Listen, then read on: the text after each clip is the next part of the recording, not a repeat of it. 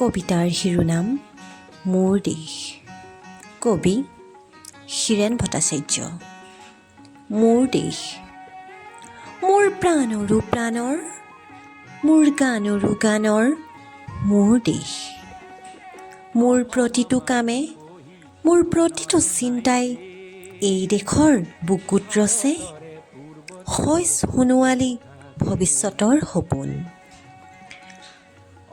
মোৰ জীৱনৰ আহে আহে, মোৰ যৌৱনৰ কোহে কোহে সেই সপোনৰ কলৰোল।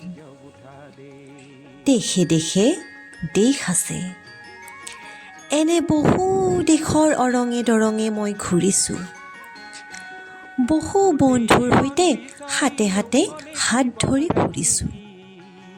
কেতিয়াবা সাগৰ পাৰত, কেতিয়াবা খেজুৰ তলত, নতুবা পাহাৰতলিত খন্তেক জিৰাইছোঁ। বন্ধুৰ সৈতে প্ৰাণ খুলি প্ৰাণৰ কথা পাতিছোঁ।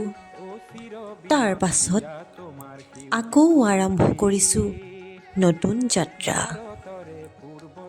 এনে বহু যাত্ৰাৰ শেষ মোৰ দেশ, যাৰ বুকুৰুমে মোক দিছে ভাল পোৱাৰ আনন্দ, যৌৱনৰ প্ৰাচুৰ্য, জীৱনৰ নতুন অৰ্থ। এই দেশৰ প্ৰতিটো পুৱাই মোলৈ লুকাই আনে ঐশ্বৰ্যৰ বিপুল সম্ভাৰ। প্ৰতিটো সন্ধ্যাই লৈ আনে স্নিগ্ধ ফুলৰ সুবাস। প্ৰতিটো ঋতুৱে মোক দি যায় জীৱনৰ আশীৰ্বাদ। ধন্যবাদ।